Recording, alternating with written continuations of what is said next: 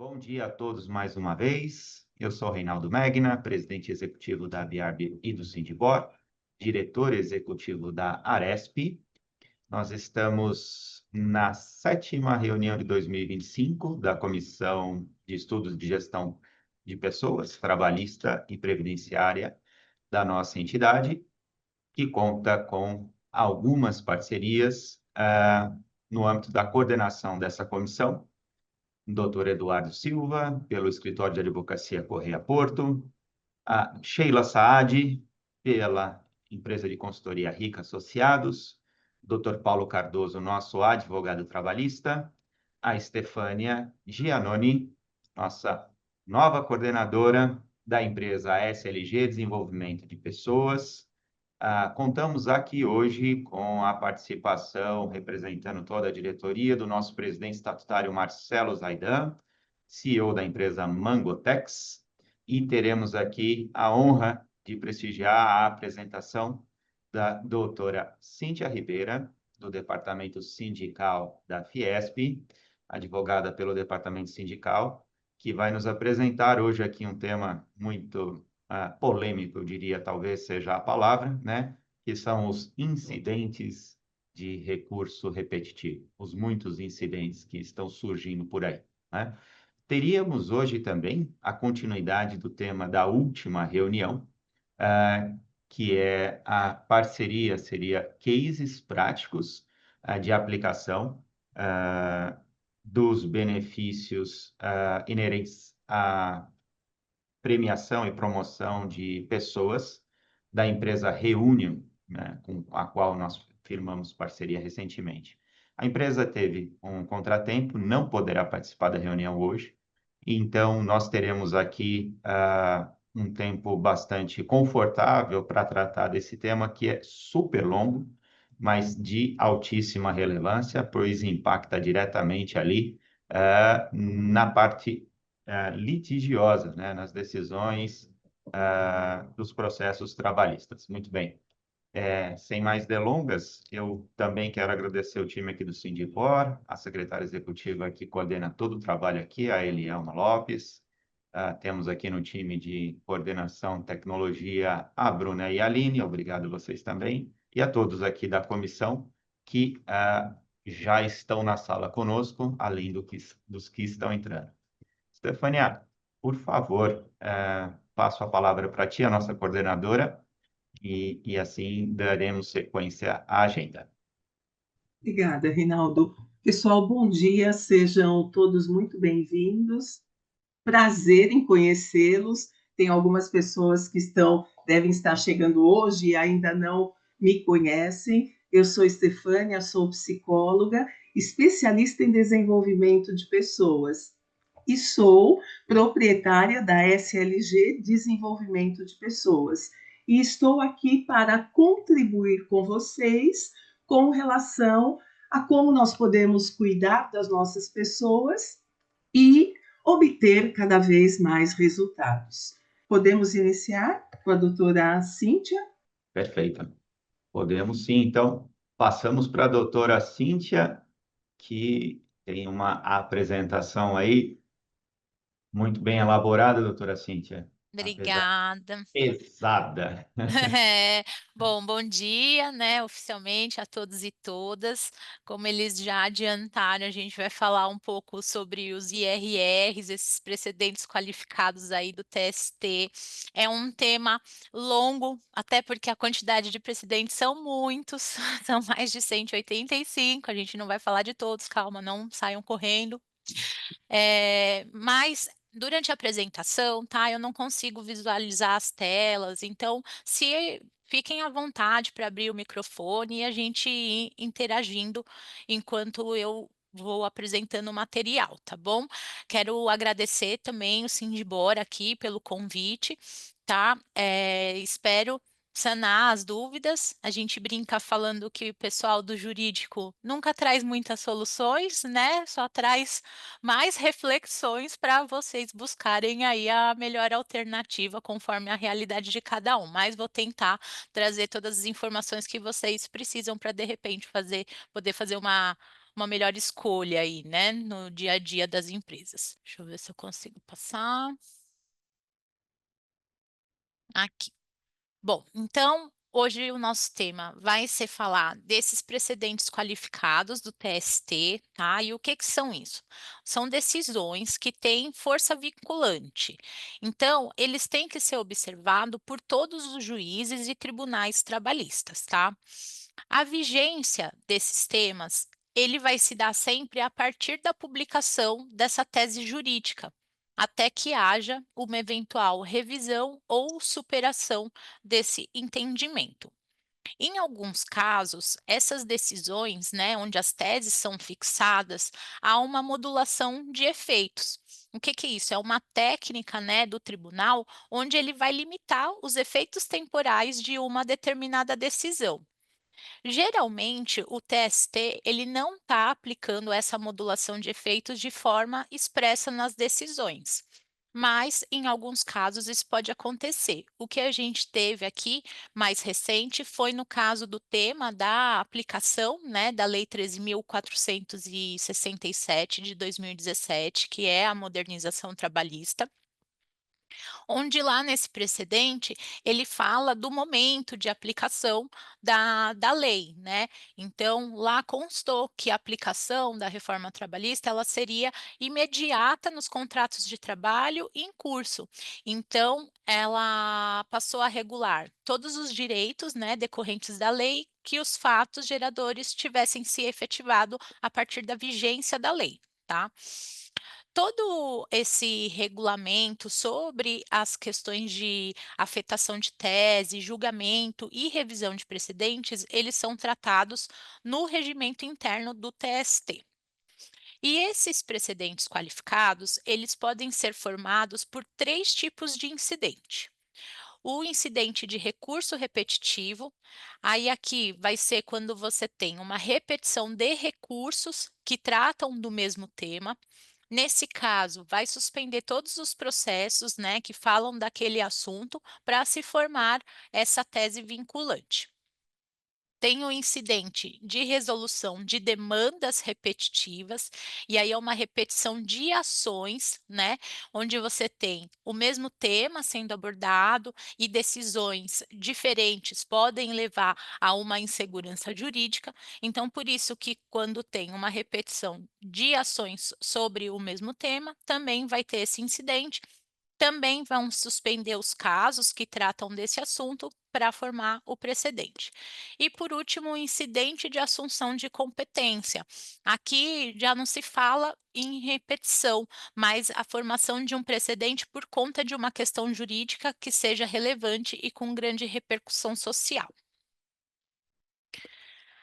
Esse Cíntia, slide aqui. desculpa Oi, pode interromper. falar. Você pode voltar um pouquinho a tela? Posso. Eu estou na dúvida, não sei se tem mais gente com a mesma dúvida, que assim, quando a gente fala sobre a repetição de recurso, nós estamos falando sobre confirmação da tese pré-existente ou a mudança da tese para um novo entendimento, que então é consagrado como um novo precedente vinculante nacional.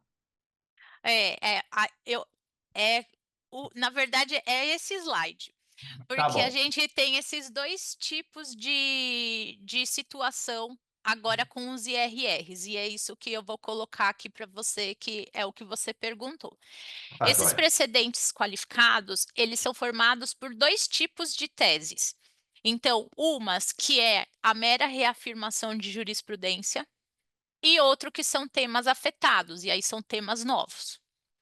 Então, explicando cada um deles, essas teses que são fixadas em reafirmação de jurisprudência é porque já existe uma jurisprudência consolidada no tribunal, tá?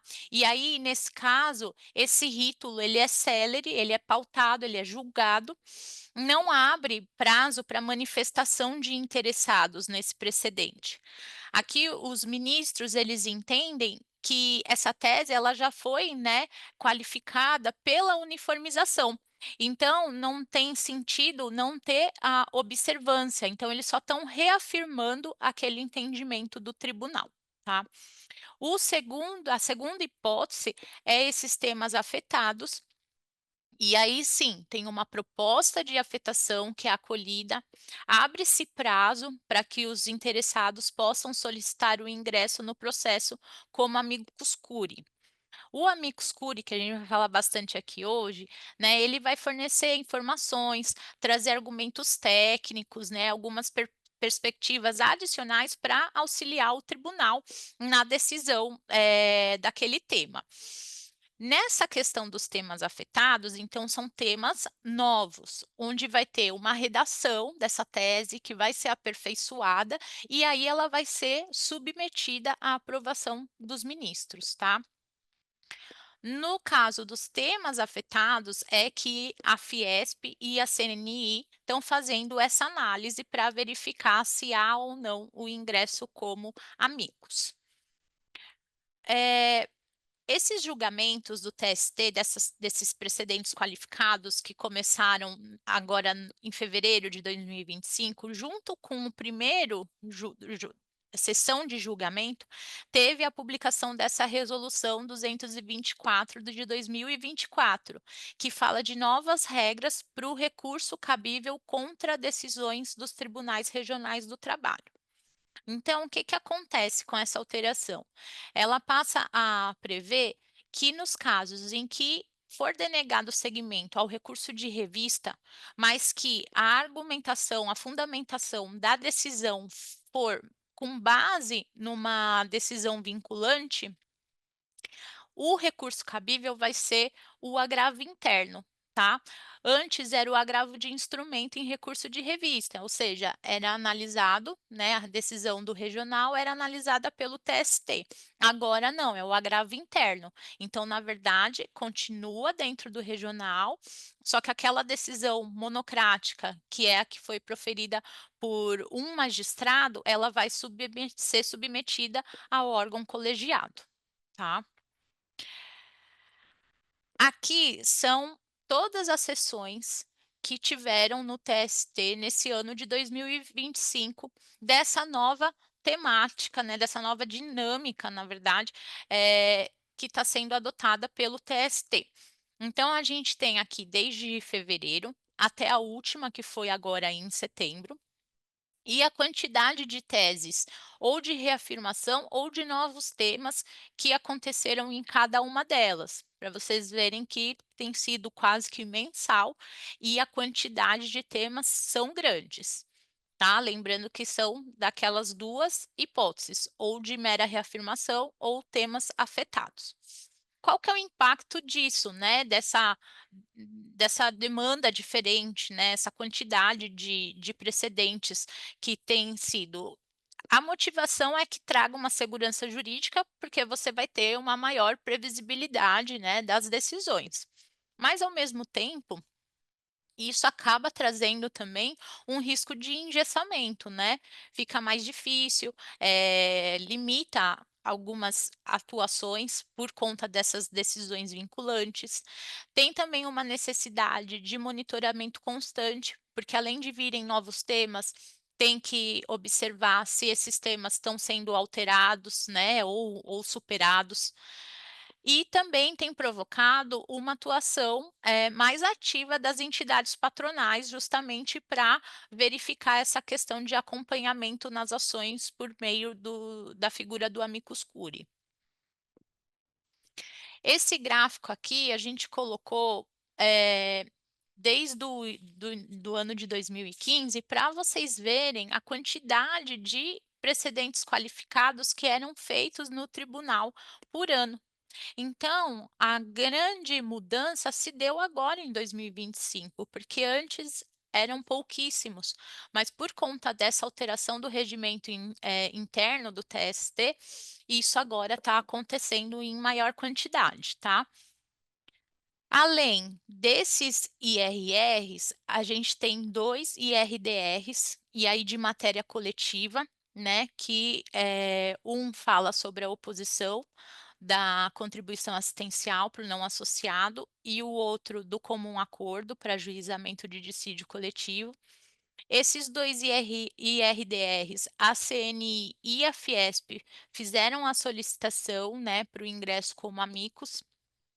Em um deles, teve a aceitação só por centrais sindicais e confederações. Então, acredito que no outro a decisão vai ser similar, então a indústria está sendo representada pela CNI nesses IRDRs, tá?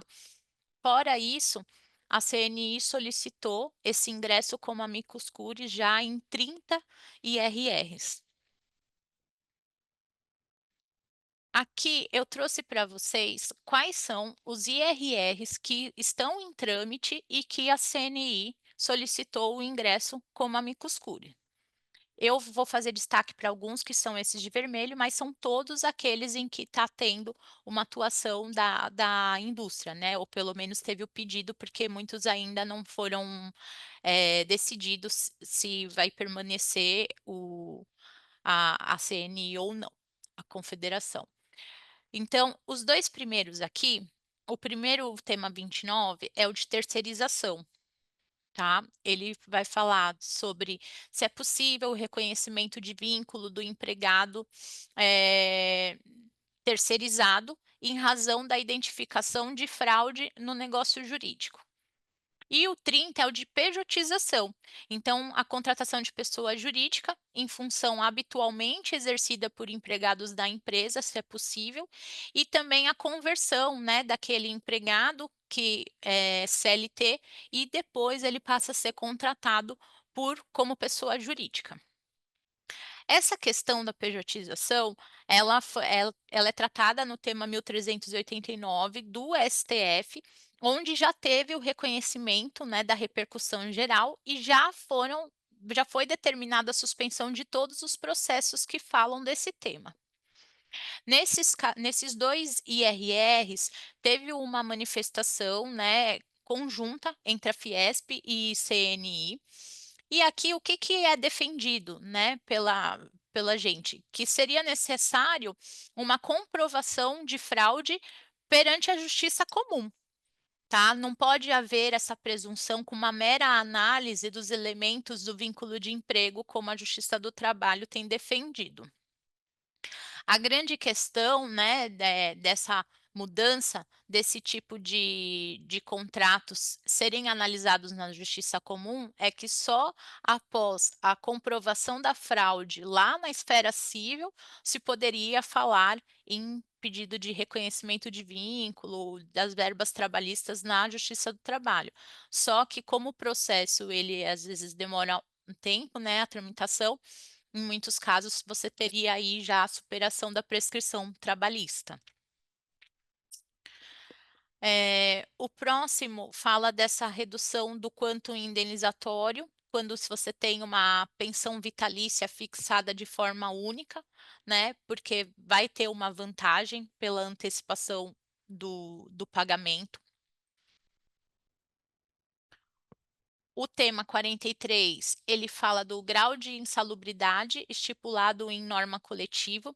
Isso veio previsto expressamente pela reforma trabalhista no artigo 611-A, no inciso 12.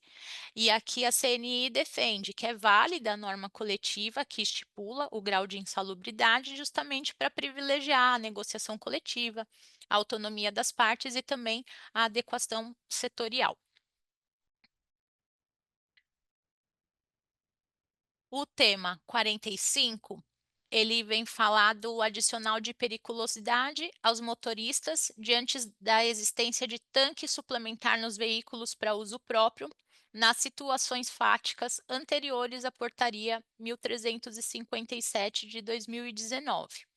Aqui, tanto a CNI como também a CNT, né, a Confederação Nacional dos Transportes, eles deixam claro, né, eles argumentam que essa portaria, ela só vem esclarecer o item da NR 16, que prevê que não há a periculosidade nessas situações.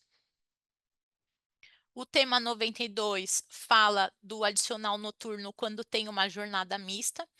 Então, se iniciada a jornada no período noturno e prorrogada além das 5 horas da manhã, se está autorizada a percepção do adicional noturno, mesmo que não se tenha elaborado durante todo o adicional noturno, né. Aqui a gente fala que não se aplica esse adicional noturno e a norma coletiva pode tratar desse tema.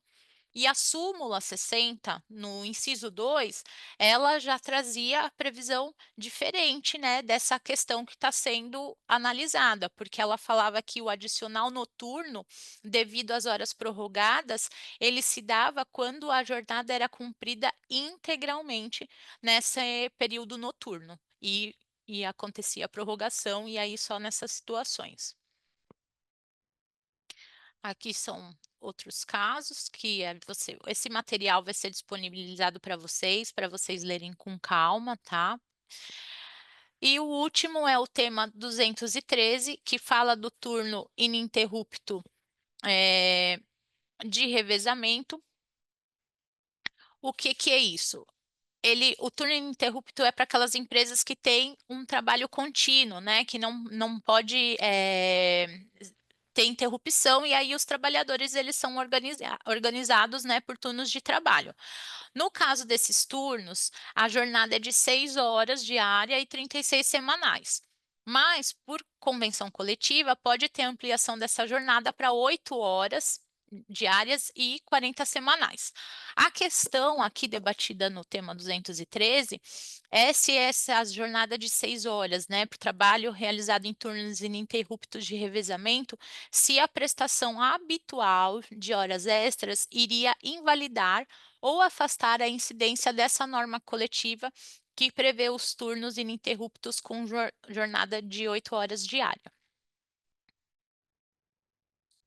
Bom, aqui, o Sindibor fez esse pedido para a gente dividir os temas, os IRRs em temas, tá. Isso aqui não é algo oficial que vem pelo TST e nada, então é um controle nosso interno, na verdade, e ele não é absoluto, porque às vezes a gente pode entender que essa questão a gente enquadrou lá como processo, mas alguém entender que ele faz parte de outro tema aí por conta do que ele trata, tá. Então é só uma questão de organização aí, de divisão. Como são 185 temas, eu não consegui, né, eu já estou aqui falando, eu não consegui trazer todos na apresentação, então eu só trouxe os números. Mas no material que vai para vocês, junto com a apresentação, eu fiz um arquivo em PDF com essa divisão por tema e contendo todos os IRRs e o tema discutido, tá? Para vocês poderem analisar depois com calma. Então, são 185 teses firmadas que a gente vai ter, e dessas 185, 53 são esses casos já baseado em súmulas e JJs que já existiam no TST, tá. Aqui eu vou começar a tratar desses temas de mera reafirmação. O pessoal, quando está saindo esses temas, está ficando assustado e falando assim: "Nossa", porque são questões, delicadas, polêmicas. Só que lembrando, nesses casos, não está tendo essa busca por melhoria de redação ou discutida alguma a fixação da tese. Essas teses, elas já são fixadas, né, tem a sessão de julgamento, o tema é pautado e julgado na mesma sessão. Então, a primeira que a gente vai falar aqui é dessa responsabilidade subsidiária, né, por conta de empregados terceirizados. Então, quando você tem uma pluralidade de tomadores, essa tese ela fala que isso não vai afastar a responsabilidade, subsidiária da empresa. Então, qual é aqui, nesses temas, onde a questão já está consolidada, eu vou fazer alguns alertas aí de cuidados, na verdade, que a empresa pode ter, né, na sua gestão. Então, nesse caso de terceirizados, o que que é importante sempre observar?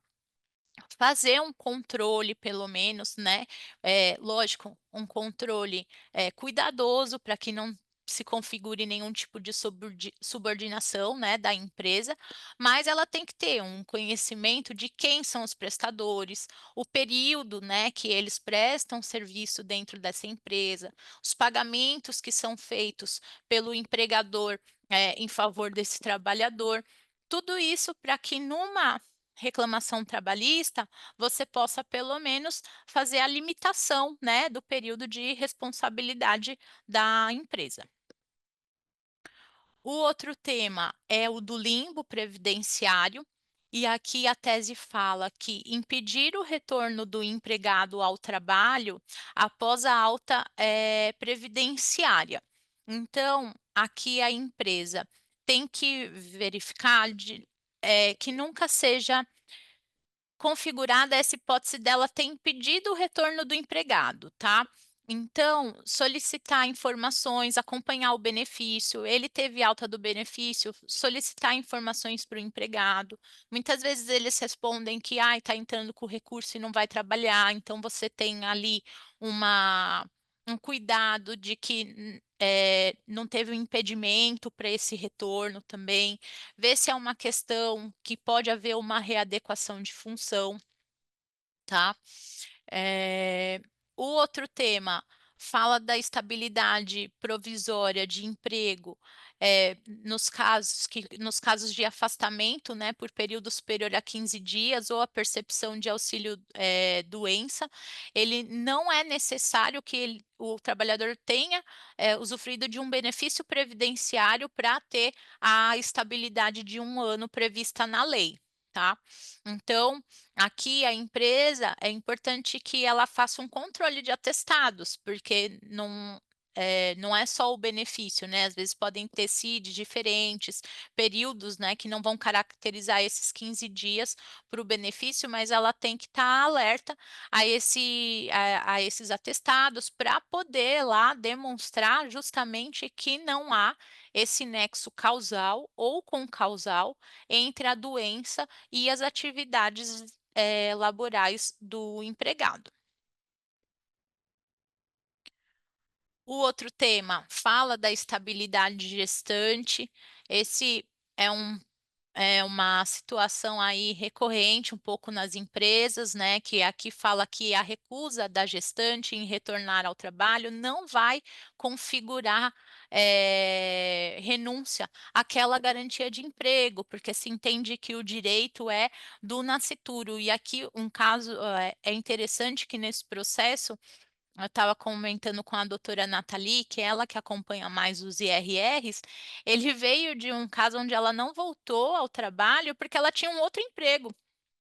Então, assim, ainda que o direito do nascituro, né, a gente fala, ela estava, né, com meio de subsistência em outro emprego e ainda assim, foi o caso até que gerou aí essa discussão, mas então não vai configurar essa renúncia, né. O outro tema, o 220, é do auxílio doença, assegura-se o direito à manutenção de plano de saúde, para o contrato de trabalho suspenso em razão do auxílio doença acidentário ou de aposentadoria por invalidez.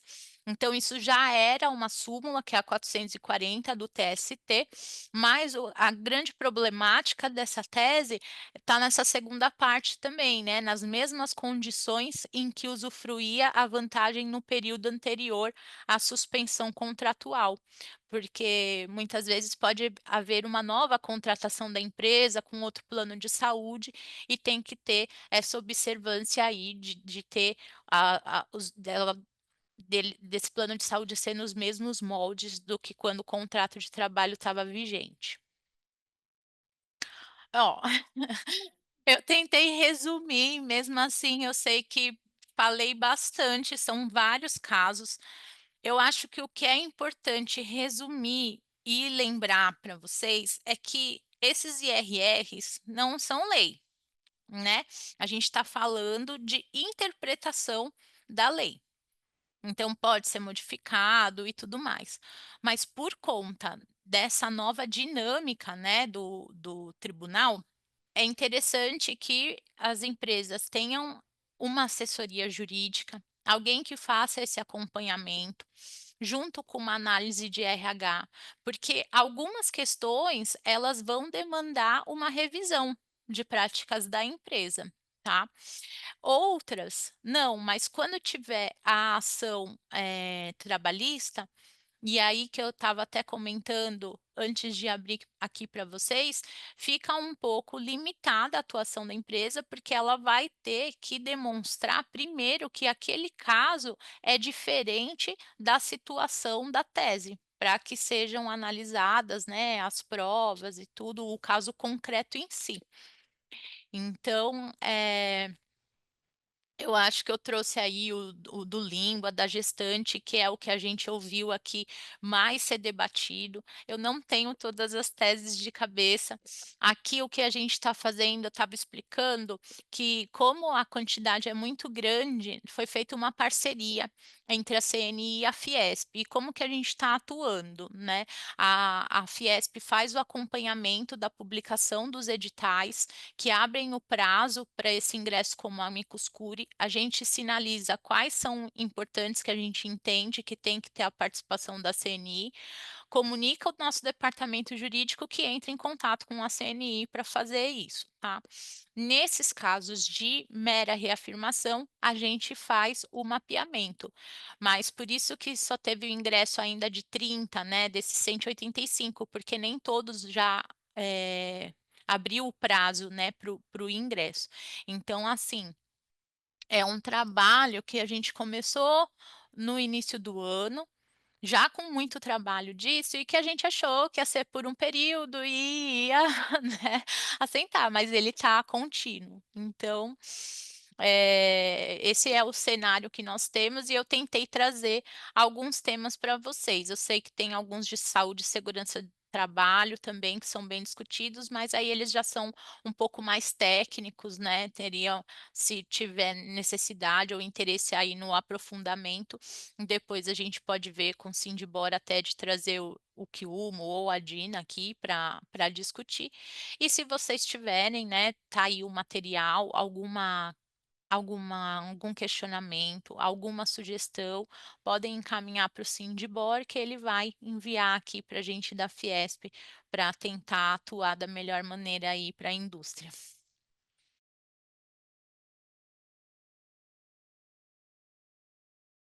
Cíntia, obrigada pela sua participação e pela explanação, e foi muito reflexiva para todos nós.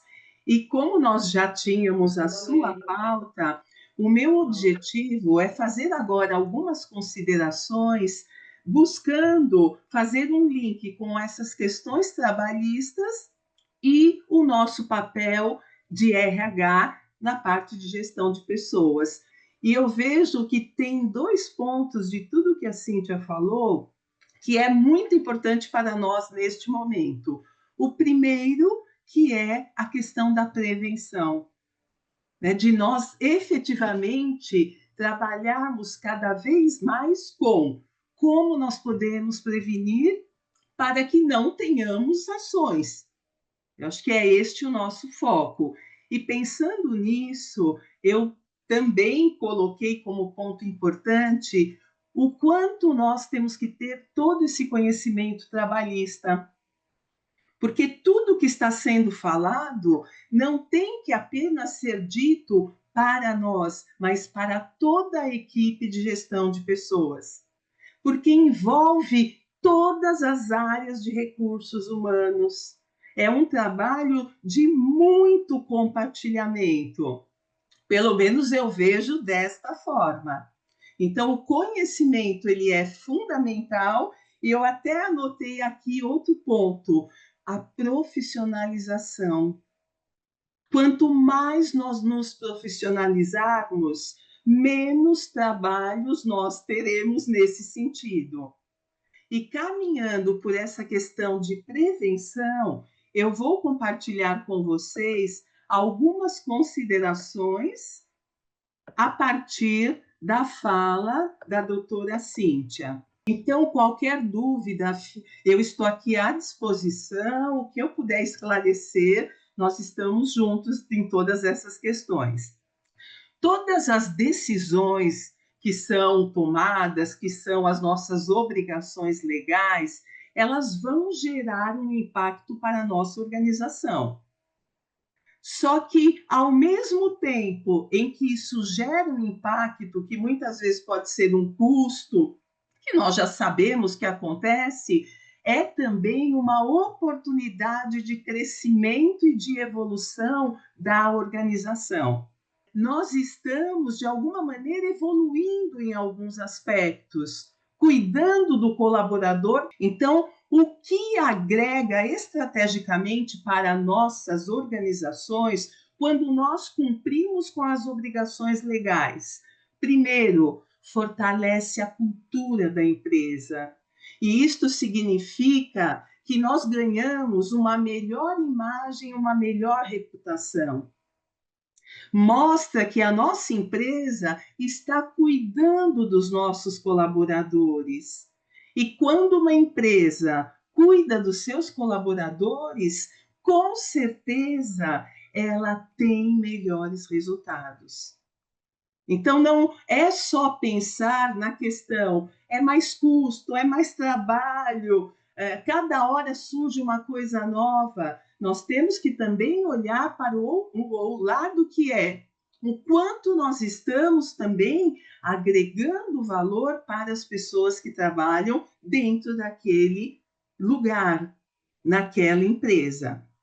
E quando eu falo na questão de impulsionar resultados, no que eu estou me baseando?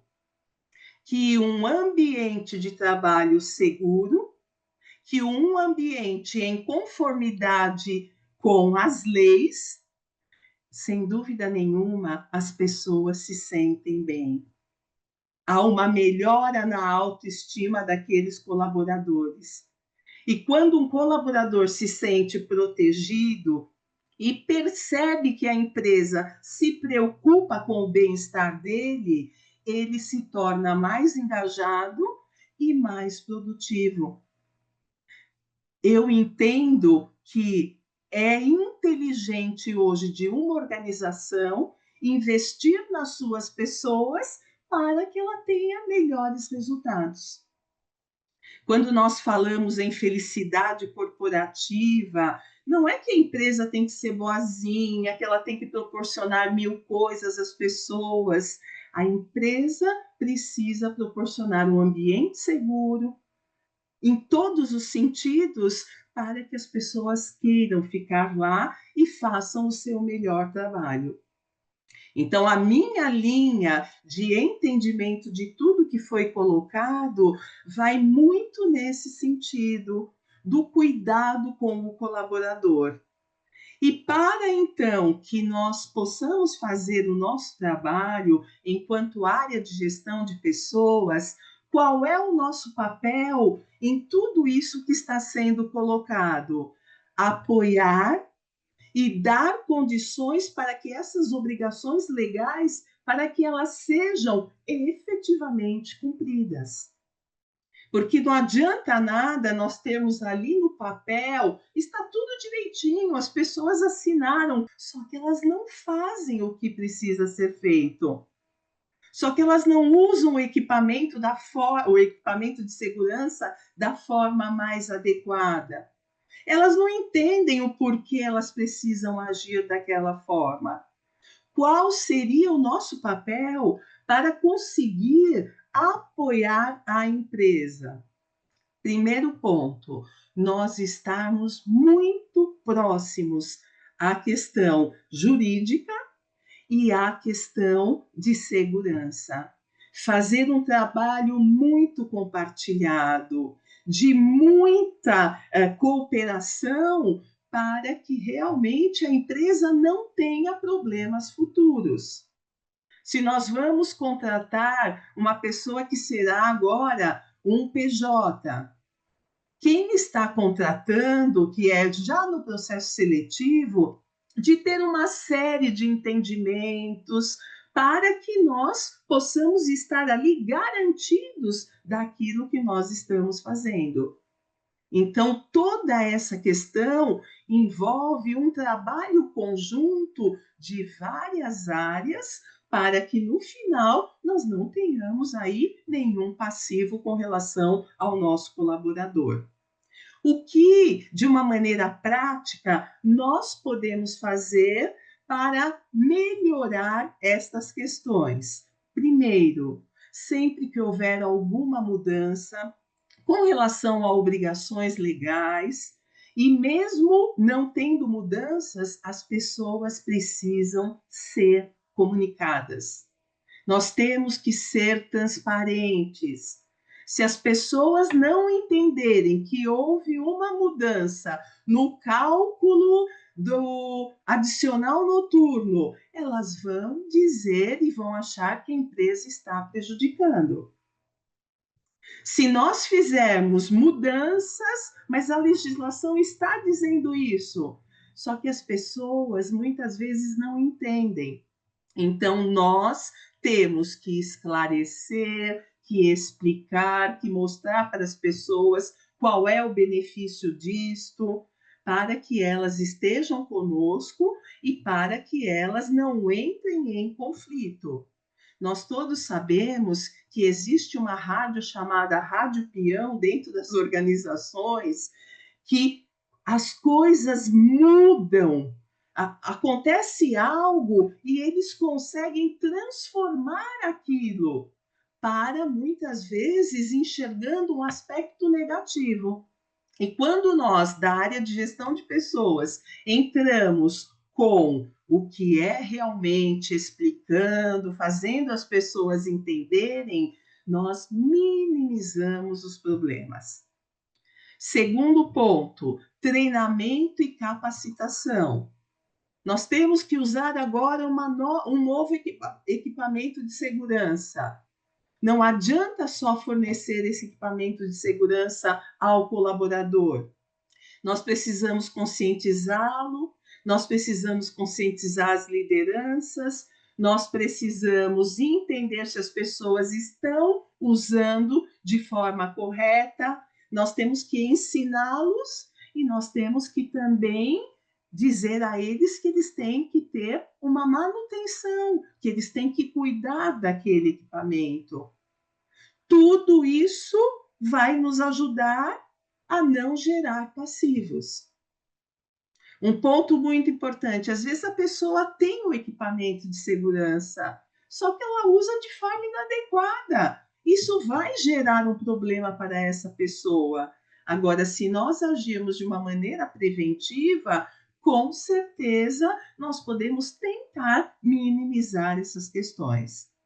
E um último ponto seria começar a capitanear de uma maneira positiva todas essas obrigações legais. E em que sentido? No sentido de mostrar para as pessoas que a empresa investe nas pessoas, que a empresa se preocupa com as pessoas e que quer um bom ambiente de trabalho para essas pessoas, e isto vai influenciar na questão da retenção de talentos. Hoje, nós todos sabemos que está muito difícil reter talentos, e sabemos também que as pessoas estão se desligando das empresas porque elas julgam que as empresas não estão oferecendo o que elas precisam, muitas vezes por falta de um ambiente seguro em todos os sentidos. E tudo isso tem a ver com todas essas questões que nós estamos falando. Realmente mostrar para as pessoas que a empresa investe nas pessoas. E isso é uma forma de nós retermos os talentos, de nós mantermos as pessoas engajadas, fazendo o que precisa ser feito da forma como é necessária. Na minha opinião, são pontos importantíssimos que vão agregar valor e vão minimizar aí problemas que nós possamos ter futuramente. Isto faz sentido para vocês?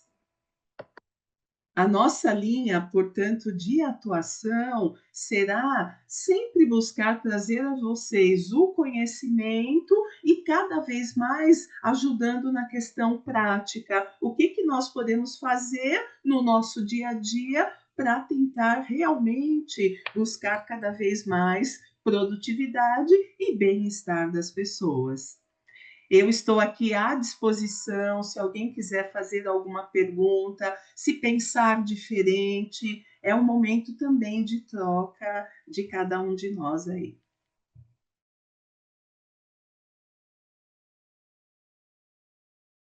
E eu estou aqui atento e também bastante agraciado aí pela sua contribuição, Estefânia, e concordo com tudo que foi dito. Temos muito a trabalhar, eu diria que foi um preâmbulo que você acabou de trazer, né? E, enfim, né? Vamos dar sequência da forma mais produtiva possível nessa proposta de agenda, eu diria, né? E dito isso, e pelo adiantado da hora, eu volto a perguntar a todos aqui se há mais alguma contribuição. Se não houver, Stefania, eu sugeriria encerrarmos o nosso encontro de hoje, né? Ele estava previsto para durar 1h30, de fato, então temos aí 6 minutinhos, confortavelmente, se alguém quiser, obviamente, fazer uso da palavra. Mas antes de passar para a Stefania, eu quero mais uma vez agradecer a doutora Cíntia, já habituei aqui, né? Eu acho que a última vez que você esteve com a gente foi presencial em uma assembleia, né, doutora Cíntia? Foi sim, Reinaldo. Obrigada, viu? Eu agradeço muito. Eu falei no início, estava conversando, acho que com a Elielma e Estefânia. É muito bom a gente participar aqui, porque a gente consegue estar atualizado, né, sobre o que está acontecendo aí na ponta, né, com as empresas. Obrigada. Nós que agradecemos e já antecipadamente pelas próximas contribuições que certamente acontecerão. Você é sempre bem-vinda, doutora Cíntia. Podem contar comigo, com certeza. Muito bom. Bom, eu, então, também agradecendo a nossa coordenadora Estefânia, nosso time, Elielma, volto a palavra para ti, Estefânia, para as considerações finais e agradeço a todos aqui que nos acompanharam nessa manhã. Eu gostaria de pedir a vocês que, se vocês tivessem alguma ideia, alguma necessidade específica, podem mandar para nós, para que nós possamos também pensar na nossa agenda do ano que vem, já montar de acordo com as necessidades de vocês. E a ideia para a próxima reunião, todos vocês receberam o e-book do SESI sobre a questão da NR1, e nós estamos com a ideia de já começar também na reunião que vem a falar sobre essa questão, trazendo algumas práticas, como é que nós podemos trabalhar essas questões. Então, nós vamos nos organizar para essa próxima reunião, contamos com vocês e pedimos para que vocês chamem as pessoas que trabalhem com vocês, tragam as pessoas, porque quanto mais pessoas estiverem aqui discutindo sobre essa pauta, melhor para as organizações. Agradeço a presença, o compartilhamento, as observações de cada um e nos vemos na nossa próxima reunião. Muito obrigada e obrigada, Cíntia, pelo compartilhamento também. Então, uma boa continuidade de dia para vocês, né? E até a próxima, até breve. Obrigada, Obrigada, pessoal. pessoal. Até a Bom dia. próxima. Tchau, tchau. Um abraço a todos.